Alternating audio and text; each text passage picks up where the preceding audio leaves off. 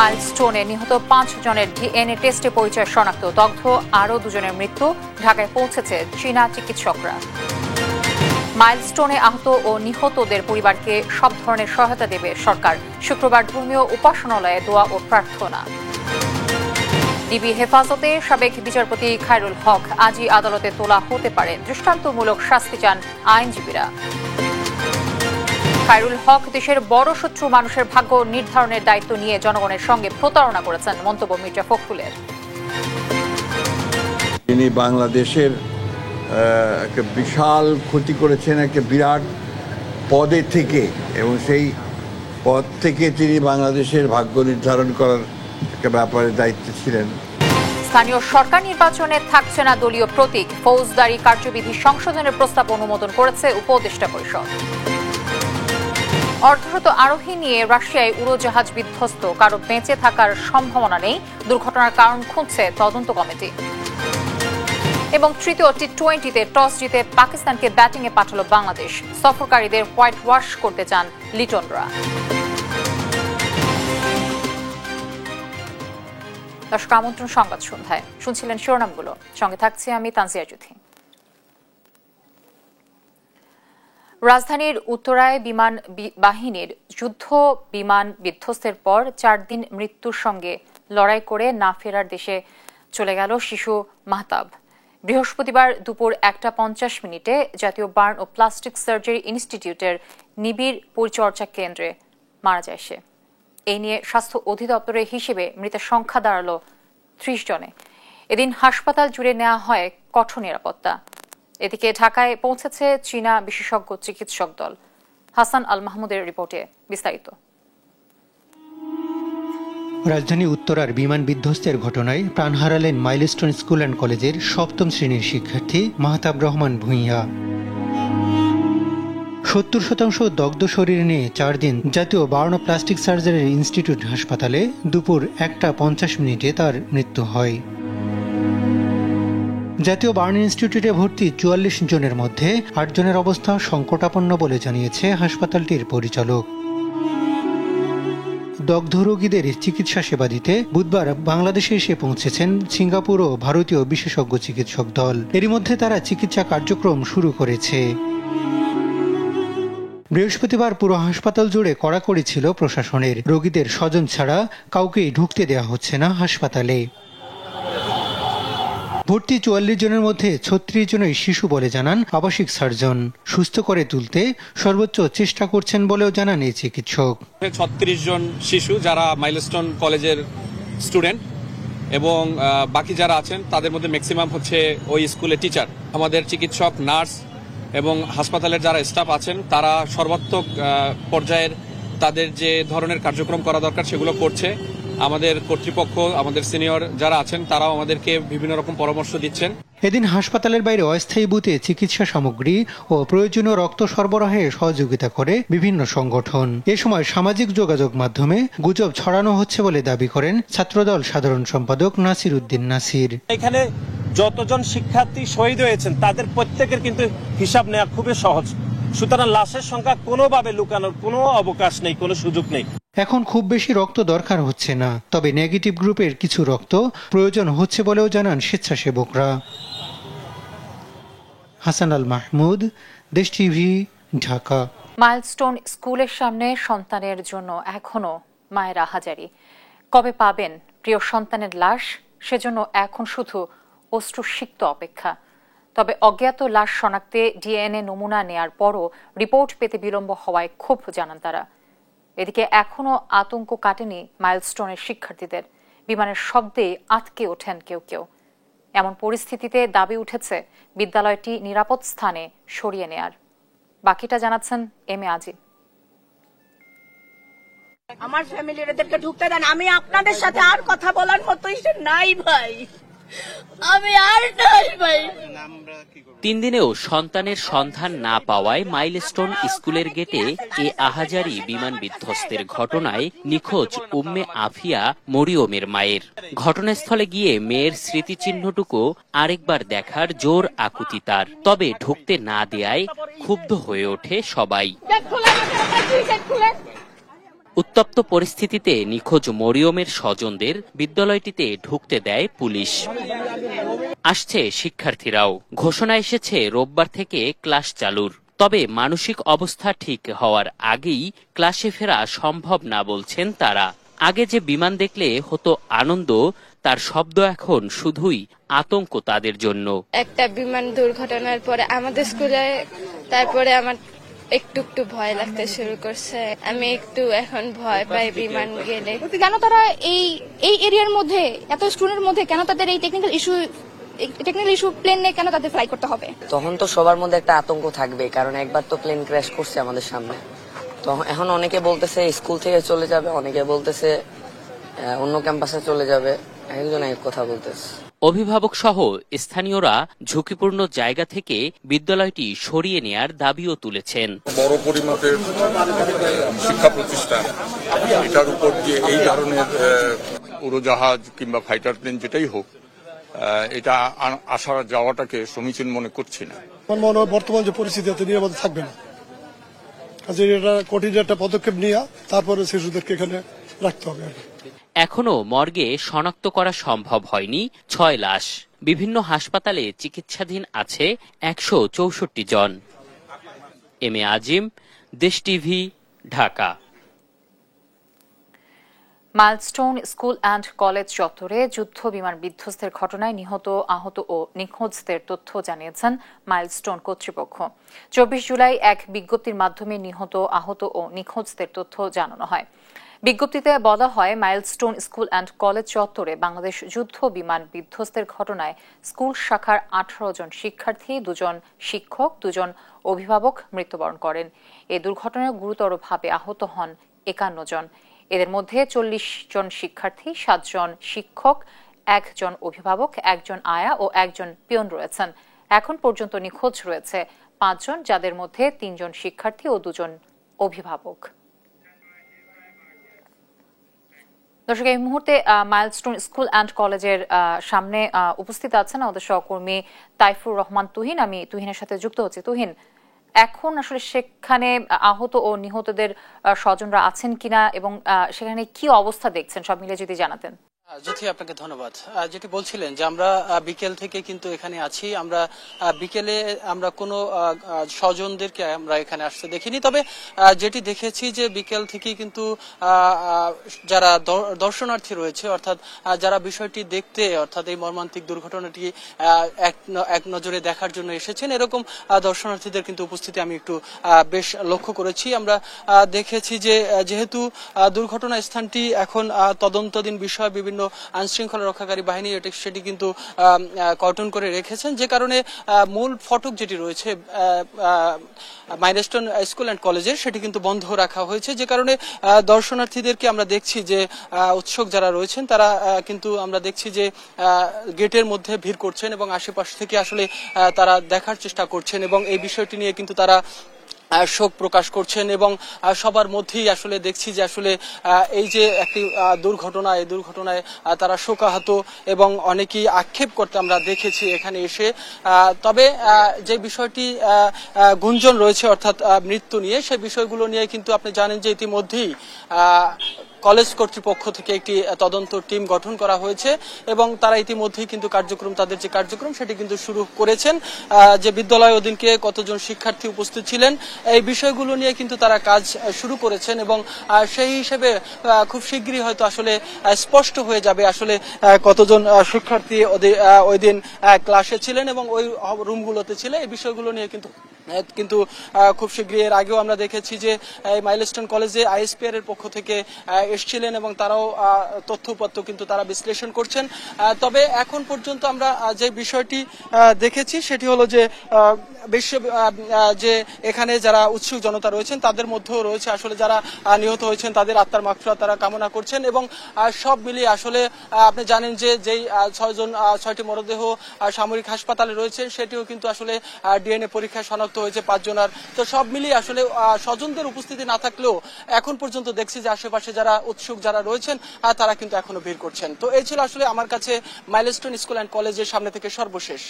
রাজধানীর উত্তরায় milestone school and কলেজে বিমান বিধ্বস্তের ঘটনায় পুড়ে অঙ্গার হয়ে যাওয়া 5 মরদেহের পরিচয় ডিএনএ টেস্টের মাধ্যমে শনাক্ত করা হয়েছে। পুলিশের অপরাধ তদন্ত বিভাগ এসব মরদেহের বিপরীতে 11 জনের ডিএনএ নমুনা সংগ্রহ করেছিল। বৃহস্পতিবার সিআইডি এ তথ্য নিশ্চিত করে।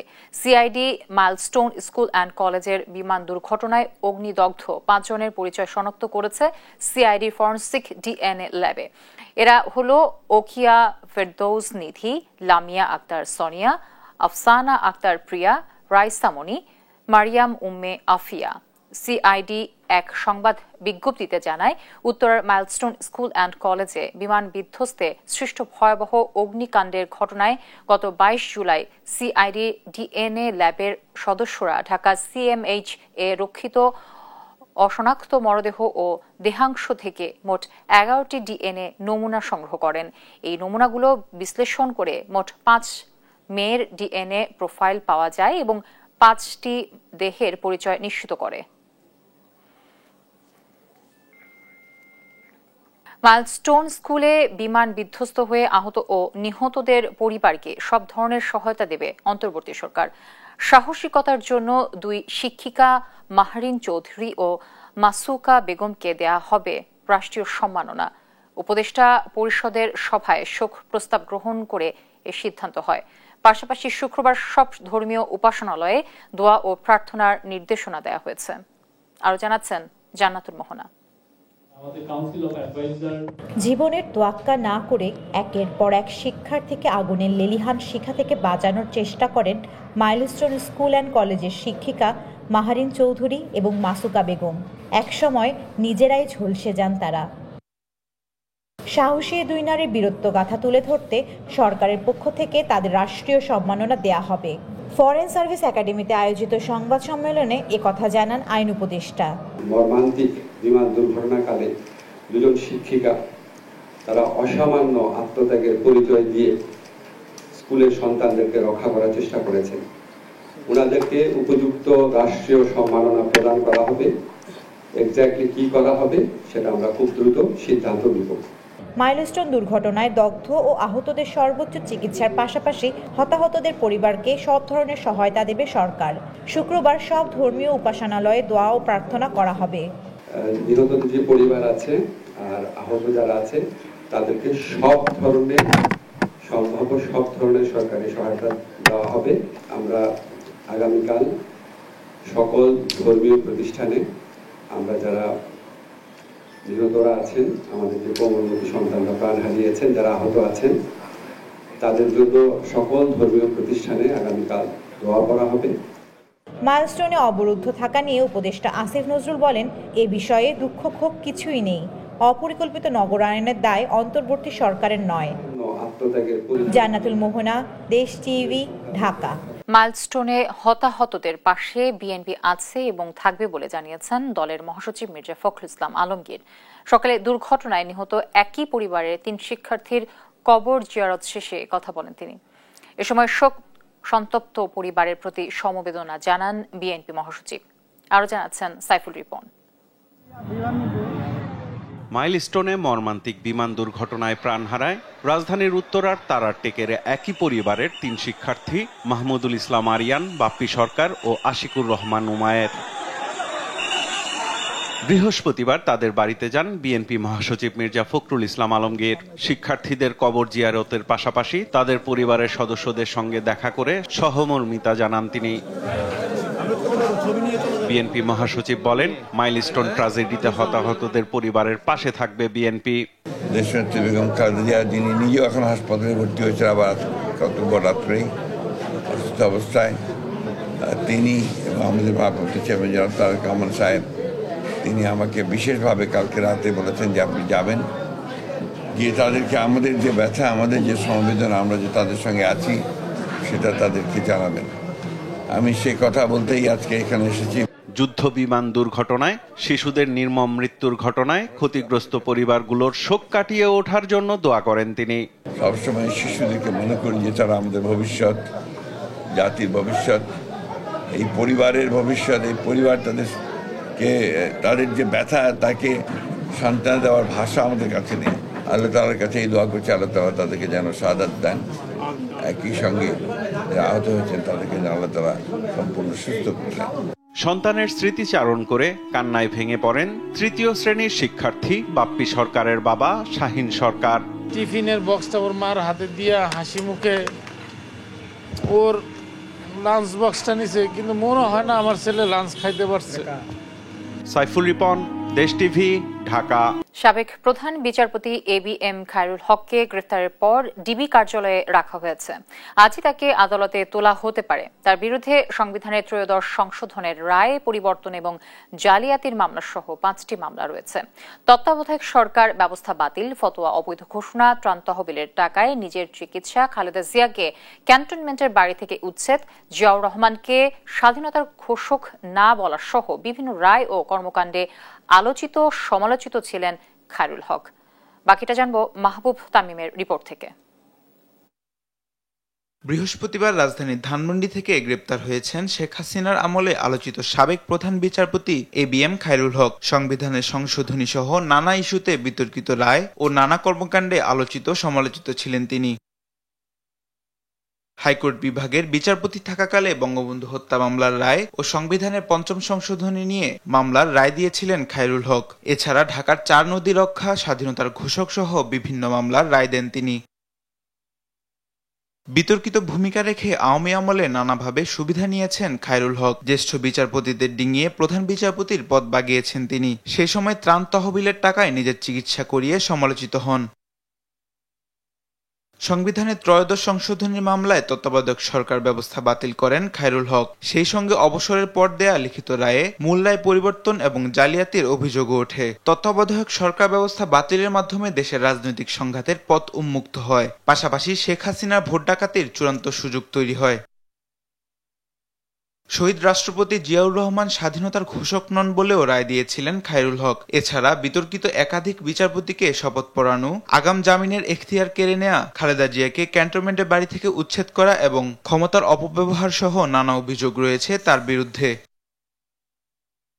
2010 সালে দেশের 19তম প্রধান বিচারপতি হিসেবে শপথ নেন ABM খায়রুল হক। 2011 সালের 17 মে অবসর গ্রহণের পর আইন কমিশনের চেয়ারম্যান হন তিনি। গেল 5 আগস্ট ছাত্র জনতার অভ্যুত্থানে শেখ হাসিনা সরকারের পতন ঘটলে 13 আগস্ট আইন কমিশন থেকে পদত্যাগ করেন খায়রুল হক। এরপর তাকে আর প্রকাশ্যে দেখা যায়নি। মাহবুব তামিম, দেশ টিভি, ঢাকা। সাবেক প্রধান বিচারপতি ABM খায়রুল হককে বিচার বিভাগ ও গণতন্ত্র ধ্বংসের অন্যতম কারিগর বলেছেন সিনিয়র আইনজীবীরা। জনতার আদালতে দৃষ্টান্তমূলক শাস্তি দাবি করে তারা বলেন, এমন শাস্তি দিতে হবে যাতে আর কোনো খায়রুল হকের জন্ম না হয়। বিচারক হওয়ার মতো গ্রহণযোগ্যতা তার ছিল না জানিয়ে আইনজীবীরা বলছেন, সাবেক প্রধান বিচারপতি গ্রেফতার ভালো খবর নয়। সাবরিনা মজুমদার রিপোর্ট। ডেস্টিনি সম্বন্ধে কেউ বলতে পারে না, আমিও বলতে পারি না। শেখ হাসিনা সরকার পতনের আগ পর্যন্ত আইন কমিশনের চেয়ারম্যান ছিলেন ABM খায়রুল হক। 5 আগস্টের পর আত্মগোপনে যান সাবেক এই প্রধান বিচারপতি। বৃহস্পতিবার তার গ্রেফতারের মধ্য দিয়ে দেশের ইতিহাসে প্রথম কোনো প্রধান বিচারপতি গ্রেফতার হলেন। খায়রুল হককে বিচার বিভাগ ও গণতন্ত্র ধ্বংসের কারিগর উল্লেখ করে জনতার আদালতে দৃষ্টান্তমূলক শাস্তি চাইলেন আইনজীবীরা। গণতন্ত্রকে নস্যাৎ করার জন্য, গণতন্ত্রকে দেশে হুমকির মুখে ফেলে দেওয়ার জন্য, গণতন্ত্র চিরতরে ধ্বংস করার জন্য এখন খায়রুল হকের বিচার কিভাবে হয় সেটা দেখার অপেক্ষায় আমরা আছি। খায়রুল হককে শেখ হাসিনাকে ফ্যাসিস্ট বানানোর অন্যতম কারিগরও বলেন তারা। খায়রুল হক আপাদমস্তক একজন জ্ঞান পাপী মানুষ। এদেশের গণতন্ত্র হত্যা এবং শেখ হাসিনাকে ফ্যাসিস্ট এবং একনায়ক করার প্রধান আর্কিটেক্ট হচ্ছে খায়রুল হক। সাবেক প্রধান বিচারপতি গ্রেফতার ভালো সংবাদ নয় জানিয়ে আইনজীবী বলেন, বিচারক হওয়ার মতো গ্রহণযোগ্যতা খায়রুল হকের ছিল না। এটাই জাতির জন্য একটা দুঃখজনক সংবাদ। এটা নিশ্চয়ই কোনো ভালো খবর নয়। তিনি বিচারের নামে অবিচার করে গেছেন। তিনি তার নিজস্ব দলের প্রতি যে তার আনুগত্য ছিল সেটা তার প্রত্যেকবার তার এটা চরিতার্থ তিনি করেছেন। সে তার আচরণে, তার বডি ল্যাঙ্গুয়েজে, তার জাজমেন্টে এটা পরিষ্কারভাবে প্রকাশিত হয়েছে। মানবতা বিরোধী অপরাধে খায়রুল হকের আন্তর্জাতিক অপরাধ ট্রাইব্যুনালে বিচার হওয়া উচিত বলে মনে করেন তারা। তার কর্মের জন্য, কর্মকাণ্ডের জন্যই তো আজকে বাংলাদেশের সব মানবতা বিরোধী অপরাধ হয়েছিল। অবশ্যই সে দায়ী হবে, মানবতা বিরোধী অপরাধও দায়ী হবে, পাশাপাশি হত্যা গুম সবগুলোর মধ্যে আমি মনে করি। সাবরিনা মজুমদার, দেশ টিভি, ঢাকা। সাবেক প্রধান বিচারপতি ABM খায়রুল হক দেশের বড় শত্রু, যিনি দেশের ভাগ্য নির্ধারণের দায়িত্ব নিয়ে জনগণের সঙ্গে প্রতারণা করেছেন, এমন মন্তব্য করেছেন বিএনপি মহাসচিব মির্জা ফখরুল ইসলাম আলমগীর। তার দৃষ্টান্তমূলক শাস্তিও দাবি করেন তিনি। শিশু একাডেমি ভবন ভেঙে ফেলার সিদ্ধান্তের বিরুদ্ধে দলীয় অবস্থানও জানান বিএনপি মহাসচিব। সাইফুল রিপনের প্রতিবেদন। রাজধানীর গুলশান কার্যালয়ে সাংবাদিকদের সঙ্গে কথা বলেন বিএনপি মহাসচিব মির্জা ফখরুল ইসলাম আলমগীর। এতে উঠে আসে আলোচিত ও বিতর্কিত প্রধান বিচারপতি ABM খায়রুল হককে গ্রেপ্তারের বিষয়টি। সেই সংকটগুলো তৈরি হয়েছে জাতি। ত্রয়োদশ সংশোধনী বাতিলের মধ্য দিয়ে খায়রুল হক দেশের মানুষের সঙ্গে প্রতারণা করেছিলেন বলে মন্তব্য করেন বিএনপি মহাসচিব। তার দৃষ্টান্তমূলক শাস্তিও দাবি করেন তিনি। তিনি বাংলাদেশের একটা বিশাল ক্ষতি করেছেন একটা বিরাট পদে থেকে, এবং সেই পদ থেকে তিনি বাংলাদেশের ভাগ্য নির্ধারণ করার একটা ব্যাপারে দায়িত্ব ছিলেন। সেখানে তুমি সেই জায়গায় প্রতারণার আশ্রয় নিয়েছেন, জনগণের সঙ্গে প্রতারণা করেছেন, রাষ্ট্রের সঙ্গে প্রতারণা করেছেন। দৃষ্টান্তমূলক শাস্তি হওয়া উচিত, যাতে ভবিষ্যতে কেউ ওই জায়গাটাতে বসে আর সেই জায়গার অপব্যবহার করে রাষ্ট্রের ক্ষতি করতে না পারে। শিশু একাডেমির ভবন ভাঙার সিদ্ধান্তের প্রতিবাদও জানান মির্জা ফখরুল ইসলাম আলমগীর। এটাকে ওইখান থেকে সরানোটা আমি মনে করি একেবারেই সঠিক সিদ্ধান্ত হবে না, এবং এ ব্যাপারে আমরা আমাদের খুব স্পষ্ট বক্তব্য যে আমরা চাই না যে শিশু ভবনটি সেই জায়গা থেকে আপনার স্থানান্তরিত করা হোক বা সেটাকে অন্য জায়গায় দেওয়া হোক। বিলম্বে হলেও বিচারপতি খায়রুল হকের বিরুদ্ধে ব্যবস্থা নেয় অন্তর্বর্তী সরকারকে ধন্যবাদ জানান বিএনপি মহাসচিব। সেজন্য সরকারকে আন্তরিক ধন্যবাদ। সাইফুল রিপন, দেশ টিভি, ঢাকা। স্থানীয় সরকার নির্বাচনে থাকছে না দলীয় প্রতীক, প্রার্থীকে নিজের পছন্দের প্রতীকে অংশ নিতে হবে। সকালে উপদেষ্টা পরিষদের সভায় এ সংক্রান্ত আইনের সংশোধনী অনুমোদন দেওয়া হয়। সভায় যে কোনো ব্যক্তিকে গ্রেফতারে পুলিশ কর্মকর্তার পূর্ণাঙ্গ পরিচয়, গ্রেফতারের বিস্তারিত কারণ এবং থানায় আনার 12 ঘণ্টার মধ্যে তার পরিবার ও আইনজীবীকে অবহিত করার বিধান রেখে ফৌজদারি কার্যবিধি অধ্যাদেশে দ্বিতীয় সংশোধনী অনুমোদন দেওয়া হয়েছে। এছাড়া গোপালগঞ্জে সহিংসতার ঘটনায় সাবেক বিচারপতি আবু তারিকের নেতৃত্বে হচ্ছে নতুন তদন্ত কমিটি। আরো জানাচ্ছেন জান্নাতুল মোহনা। প্রধান উপদেষ্টার কার্যালয়ে ডক্টর মোহাম্মদ ইউনূসের সভাপতিত্বে বৃহস্পতিবার সকালে নিয়মিত বৈঠকে বসে উপদেষ্টা পরিষদ। সভায় ফৌজদারি কার্যবিধি অধ্যাদেশ ও স্থানীয় সরকার অধ্যাদেশের সংশোধনী অনুমোদন দেওয়া হয়। পরে রাজধানীর ফরেন সার্ভিস একাডেমিতে আয়োজিত সংবাদ সম্মেলনে উপদেষ্টা আসিফ মাহমুদ সজীব ভুইয়া জানান, স্থানীয় সরকার সংশোধিত অধ্যাদেশ অনুযায়ী সিটি কর্পোরেশন, উপজেলা, পৌরসভা ও ইউনিয়ন পরিষদ নির্বাচনে দলীয় প্রতীক থাকবে না। রাজনৈতিক দলগুলো সিদ্ধান্ত নিলে জাতীয় নির্বাচনের আগে স্থানীয় সরকারের ভোট হতে পারে। দলীয় প্রতীকে স্থানীয় সরকার নির্বাচনে অংশগ্রহণ করার আর কোনো সুযোগ নেই। এখন থেকে ইন্ডিভিজুয়াল প্রতীকে স্থানীয় সরকার নির্বাচনগুলো হবে। রাজনৈতিক দলগুলোর ঐকমত্য এবং হলে এই বিষয়ে স্থানীয় সরকার নির্বাচন জাতীয় নির্বাচনের আগে হতে পারে। আইন উপদেষ্টা আসিফ নজরুল জানান, যে কোনো ব্যক্তিকে গ্রেফতারে পুলিশ কর্মকর্তার পূর্ণাঙ্গ পরিচয়, গ্রেফতারের বিস্তারিত কারণ জানানোর বিধান রেখে ফৌজদারি কার্যবিধি সংশোধন করা হয়েছে। থানায় আনার 12 ঘণ্টার মধ্যে জানাতে হবে পরিবার ও আইনজীবীকে। যে সংস্থায় গ্রেফতার করুক তাদের সব তথ্য সংশ্লিষ্ট থানাকে জানানোর বিধানও আছে আইনে। যত দ্রুত সম্ভব গ্রেফতারকৃত ব্যক্তির পরিবার, বন্ধু বা লয়ারকে তার সাথে যোগাযোগ করে জানাতে হবে যে গ্রেফতার করেছি, আমরা এই কারণে গ্রেফতার করেছি, এই মামলায় গ্রেফতার করেছি, এবং গ্রেফতারকৃত ব্যক্তি এখানে আছেন। যত দ্রুত সম্ভব করতে হবে এবং কোনো অবস্থাতেই 12 ঘন্টার বেশি সময় নেওয়া যাবে না। আর গোপালগঞ্জ ইস্যুতে নতুন তদন্ত কমিশন হচ্ছে বলে জানান প্রেস সচিব। গোপালগঞ্জের বিষয়ে একটা সেক্রেটারিয়াল স্বরাষ্ট্র সেক্রেটারির নেতৃত্বে একটা কমিটি হয়েছিল। এখন যেটা হচ্ছে যে একটা কমিশন হচ্ছে, এই কমিশনকে ইনকোয়ারি কমিশন, বিচার বিভাগীয় কমিশন হচ্ছে, এবং এটার নেতৃত্ব দিবেন সুপ্রিম কোর্টের ফরমার জাস্টিস ডক্টর আবু তারিক। এছাড়া সরকারি কর্মকর্তা কর্মচারীদের নতুন বেতন কাঠামো নির্ধারণে পে কমিশন গঠন করা হয়েছে। সাবেক অর্থ সচিব জাকির আহমেদ খানকে প্রধান করে গঠিত কমিশনকে 6 মাসের মধ্যে প্রতিবেদন দিতে বলা হয়েছে। জান্নাতুল মোহনা, দেশ টিভি, ঢাকা। সরকারি কোনো চাকরিজীবী আন্দোলন করে অন্য সরকারি কর্মচারীর কাজে বাধা দিলে বা কাজ থেকে বিরত রাখলে তাকে চাকরি থেকে বরখাস্ত বা বাধ্যতামূলক অবসর দেয়া যাবে মর্মে অধ্যাদেশ জারি করেছে অন্তর্বর্তী সরকার। বুধবার রাতে প্রকাশিত আইন, বিচার ও সংসদ বিষয়ক মন্ত্রণালয় সচিব ডক্টর হাফিজ আহমেদ চৌধুরী স্বাক্ষরিত সরকারি চাকরির দ্বিতীয় সংশোধন অধ্যাদেশ 2025 এর গ্যাজেটে এমনটাই বলা হয়েছে। এতে সরকারের বৈধ আদেশ অমান্য করাকে সরকারি কর্মে বিঘ্ন সৃষ্টিকারী অসদাচরণ হিসেবে উল্লেখ করা হয়েছে। সংশোধিত অধ্যাদেশের 37 ধারায় সরকারি কর্মচারীদের আচরণ ও দণ্ড সংক্রান্ত বিশেষ বিধানে বলা হয়েছে, যদি কোনো সরকারি কর্মচারী তার ঊর্ধ্বতন কর্তৃপক্ষের বৈধ আদেশ অমান্য করেন, আইনসঙ্গত কারণ ছাড়া সরকারের কোনো আদেশ, পরিপত্র এবং নির্দেশ অমান্য করেন বা বাস্তবায়ন বাধাগ্রস্ত করেন বা এসব কাজে অন্য কোনো সরকারি কর্মচারীকে প্ররোচিত করেন, তাহলে সেটি সরকারি কাজে বাধা সৃষ্টিকারী অসদাচরণ গণ্য হবে।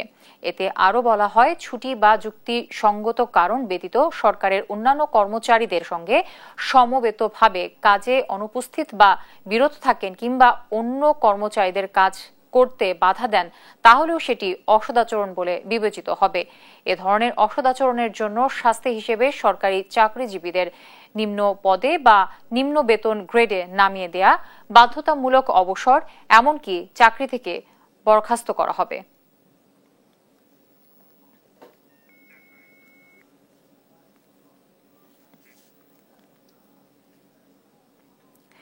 এনসিপি এমন কোনো উন্নয়ন চায় না যেখানে তৃণমূল জনগণ বঞ্চিত হয় এবং শুধু কেন্দ্র উন্নয়নের সুফল পায়, বললেন দলটির আহ্বায়ক নাহিদ ইসলাম।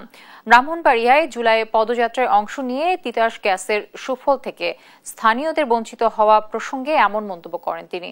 এর আগে স্থানীয় সার্কিট হাউস মিলনায়তনে জুলাই গণ অভ্যুত্থানে শহীদ ও আহতদের পরিবারের সঙ্গে সাক্ষাতের মধ্য দিয়ে শুরু হয় কর্মসূচি। পরে বেলা 11টায় ঢাকা সিলেট মহাসড়কের কাউতলী মোড় থেকে শুরু হয় পদযাত্রা। এতে এনসিপি কেন্দ্রীয় নেতাদের পাশাপাশি স্থানীয় নেতাকর্মী ও নানা শ্রেণী পেশার মানুষ অংশ নেয়। পরে পৌর মুক্ত মঞ্চে সমাবেশে অংশ নেন নেতারা।